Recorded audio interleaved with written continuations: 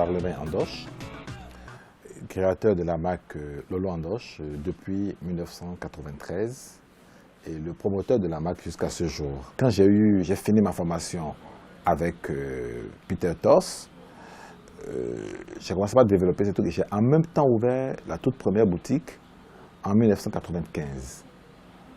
J'avoue qu'en ce moment, c'était très dur parce que les gens ne comprenaient pas à un moment qu'une marque africaine peut faire du prêt-à-porter, surtout au Bénin. En ce moment, Patéo, oui, le faisait déjà, mais moi, j'avais commencé tout doucement au Bénin, tout en étant au Bénin sans avoir sorti du pays. J'avais déjà cette idée, j'ai commencé par le faire. À un moment donné, j'ai découvert un vendeur de tissus qui m'a présenté à des Congolais, vu le travail que je faisais. Et ce Congolais a aimé ce que je faisais et a présenté lui en même temps le produit que je lui ai livré à ses clients, parce qu'il avait un hôtel.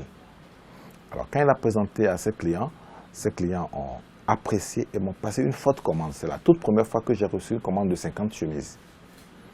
Donc dès que je suis revenu chez moi, même avant de rentrer, j'ai acheté 2 machines de plus que ce que j'avais, parce qu'il fallait les livrer très vite. Ce sont des commerçantes qui viennent pour une semaine. Alors, ça m'a donné l'envie de continuer. Et du coup, le marché vers l'Afrique centrale a commencé par se développer. J'ai eu à faire un défilé avec Vlisco en 1999. C'était le défilé pour célébrer l'an 2000. C'était Célébration 2000.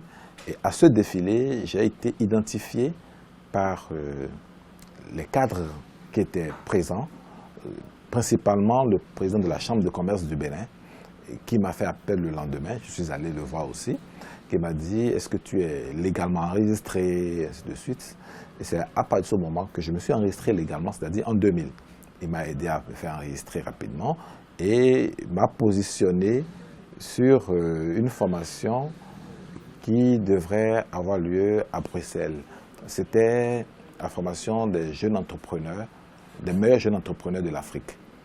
Et donc j'étais allé à Bruxelles pour 1 mois de formation en management, en marketing et en gestion de PME. J'ai été invité à plusieurs défilés dans le monde, parmi tant d'autres en Afrique du Sud pour Cora Fashion Design, en France pour Mode pour la paix,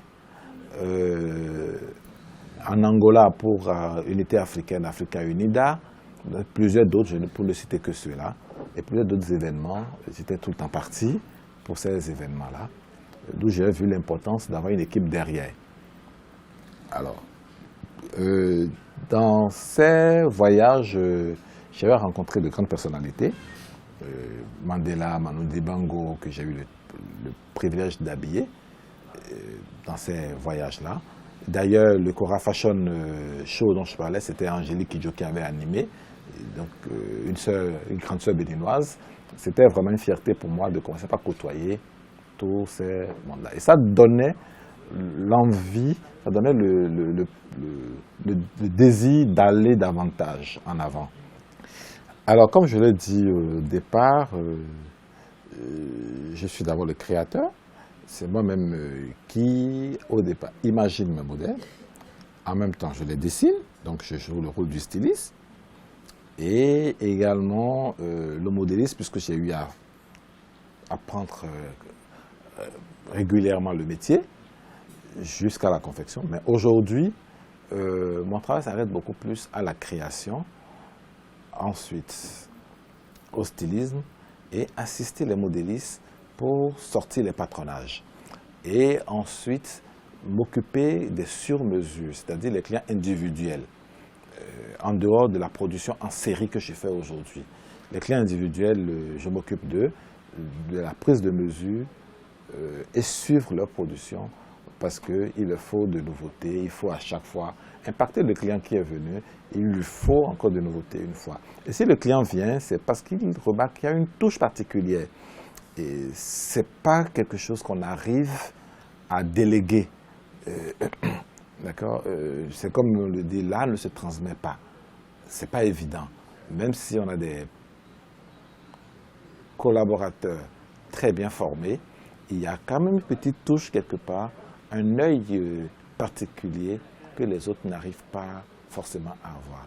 On est obligé d'avoir cet œil-là sur chaque produit individuel qui sort. Et surtout dans la création, j'ai toujours mon mot à dire afin que le produit soit un produit parfait. La jeune génération, je leur dirais de beaucoup plus persévérer. Et dans ce métier, ou je dirais dans tout métier, pour réussir, il ne faut pas penser premièrement à l'argent. Il faut penser à ce qu'on peut faire, ce qu'on peut bien faire. Et de bien faire ce qu'on doit faire. C'est surtout ça. Et si on commence par penser d'abord à ce qu'on va gagner, j'avoue qu'on rate sa vision. On rate les objectifs qu'on veut atteindre. Mais si, surtout dans ce type de métier où c'est le métier de l'esprit, où il faut réfléchir, créer, innover, et quand l'argent commence par vous perturber, vous n'arrivez plus à donner de résultats. Mais quand vous vous concentrez sur ce que vous avez à faire, la passion de bien le faire, je demanderai aux jeunes de se concentrer sur leurs objectifs, de se concentrer sur la créativité. C'est surtout ça. La mode n'a pas de limite.